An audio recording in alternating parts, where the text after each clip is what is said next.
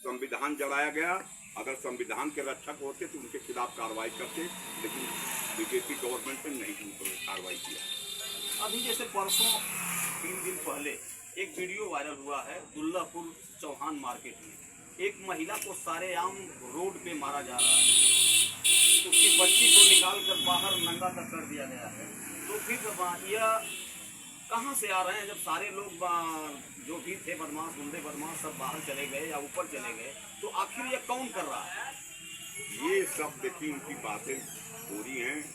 कहीं गुंडा बदमाश खत्म नहीं हुए, गुंडई बढ़ी है, भ्रष्टाचार बढ़ा, महंगाई बढ़ी है, बेरोजगारी बढ़ी है, और इसी पर जो है इंडिया गठबंधन जो है चुनाव लड़ रही है। हम मुद्दा से नहीं भटक रहे हैं। जिस महिलाओं को साथ में जो कठवा से लेके हथरस तक, राम रहीम से लेके आसाराम बापू तक, और आपने देखा दिल्ली के से लेकर और यहाँ जो बनारस के अंदर बीएचयू के अंदर जहाँ प्रधानमंत्री का लोकसभा का क्षेत्र है, एक छात्रा के साथ क्या व्यवहार हो रहा है। और सबसे बड़ा 56 इंच का सीना इनका है, इतना बहादुर हैं, आँख में आँख डाल के बात कर रहे हैं।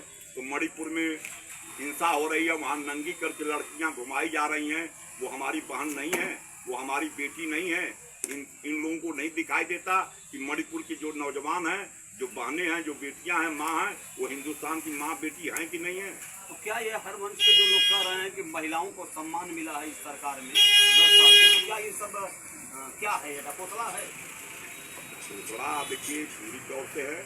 महिलाओं के साथ जो इन्होंने किया है, अभी जो भारतीय कुश्ती पहलवान हैं जो जापान टोक्यो में भारत के लिए पदक लेकर आ रही हैं और उसका तिरंगा लेकर वो टोक्यो में घूम रही हैं, भारत का गौरव बढ़ा रही हैं। उनके साथ बृजभूषण सिंह, उनका जो संसद है, यौन शोषण करता है, उसके साथ अत्याचार करता है, ये है।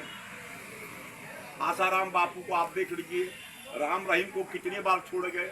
सबसे बड़ा बिल्किस बानी का जो मामला है, उसमें ये 15 अगस्त को छोड़ रहे हैं और लड्डू खिला रहे हैं, ये कर रहे हैं। वो महिला नहीं है। बिल्किस बानो के साथ जो बलात्कार हुआ वो महिला नहीं है। तो इस तरह की इनकी जो नजरिया महिलाओं पर सबसे ज्यादा उत्पीड़न हुआ है। और चाहे जिस प्रदेश में आप देखा जाए, इनके आंकड़ा लेकर आप देख लीजिए, चाहे उत्तर प्रदेश हो, चाहे जहाँ भी इनकी सरकार हो, सबसे ज्यादा महिलाओं पर, दलित पर, तमाम पिछड़ा और गरीब समाज पर इनका अत्याचार हुआ है। तो यह दो बार में झूठ अगर कह रहे हैं, आपका कहना है कि झूठ बोलते हैं लोग, झूठ के अगर किसी सम्मेलन में बैठा दिया जाए तो हमें लग रहा है कि आपके कहने के हिसाब से माननीय प्रधानमंत्री पहले नंबर पे आ जाएंगे, ऐसा आपका कहना है। तो क्या ये जो भी आज तक चुनाव जीतते आए हैं, या झूठ के बल पे ही जीता गया है? और देखिए, झूठ अगर नहीं बोलते तो आप ये समझ लीजिए कि उन्होंने कहा कि 2 करोड़ लोगों को रोजगार देंगे, तो आज 20 करोड़ 10 वर्ष सरकार 20 करोड़ रोजगार पाते हैं। किसानों की आय को दुगना करने की बात। रोजगार तो बहुत दिया गया, रोजगार तो गुजरात में कई कंपनियों में बच्चों को यहाँ बुला के मेला लगवा के। अरे रोजगार का जो आंकड़ा निकालता है उसको आंकड़ा करना बंद कर दिए, रोजगार दिए। अग्निपथ योजना को खत्म कर दिए। अग्निपथ योजना क्या है?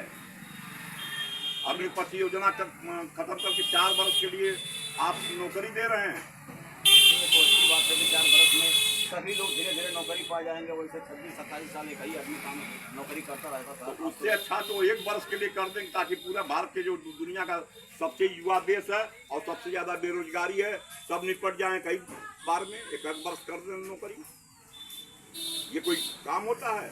अग्निवीर की योजना जो लाए हैं, तो बेरोजगार 30 लाख जगह जो केंद्र की खाली है, राहुल गांधी कह रहा है कि जिस दिन 5 जून को हमारी सरकार बनेगी और 15 अगस्त तक 20 लाख लोगों की हम भर्ती करेंगे। अच्छा, 9 पेपर इनका लीक हुआ उत्तर प्रदेश के अंदर।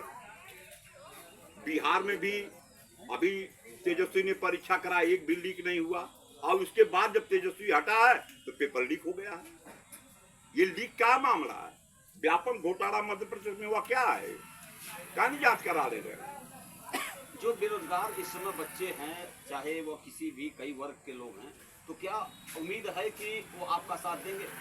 देखिए, जो बेरोजगार है वो निश्चित तौर से इंडिया गठबंधन के साथ खड़ा होगा और वो इस सरकार की नीति को समझ गया। जो अडानी अंबानी की सरकार है, साफ तौर से चुनाव फंड से आप साबित कर लीजिए कि चुनाव का फंड जो इन्होंने लिया है ऐसे लोगों से लिया है जो गौ मांस की तस्करी करते हैं, जो गलत वैक्सीन देते हैं, जिनको आप धमका डरवा के पैसा लिए हैं। बड़े पैमाने पर आपने चंदा फंड इकट्ठा किया है और दूसरे पार्टी का आप सील कर दे रहे हैं खाता। तो कैसे चुनाव लड़ेगा भाई? इतना बड़ा अत्याचार तो हिटलर मसोनी तो जो ही कर सकता था, जिस रास्ते पर ये काम कर रहे हैं।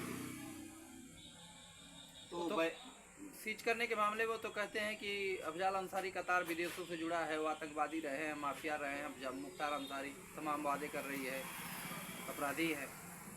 और जबकि अफजाल अंसारी कह रहे हैं कि हम खानदानी इस देश को बचाने वाले हैं, क्रांतिकारी है।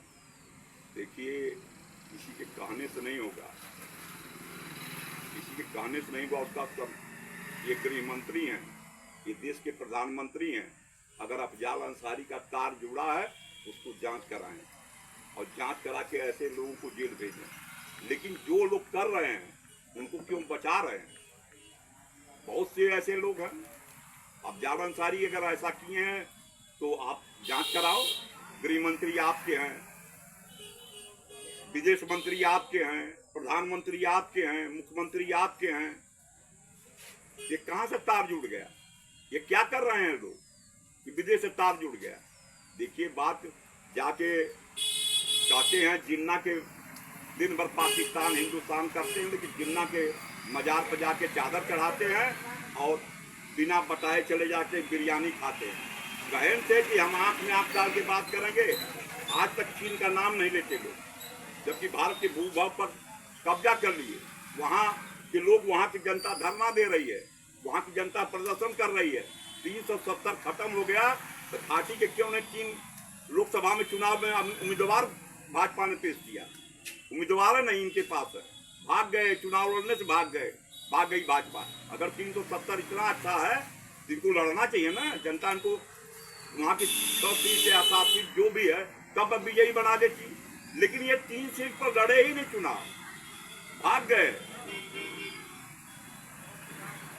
तो ये थे सीपीएम के सचिव, सीपीएम पार्टी के नेता हैं और पार्टी के सचिव भी हैं। अब आगे अपडेट आपको हम देते रहेंगे। नमस्कार, मैं हूं कमलेश यादव।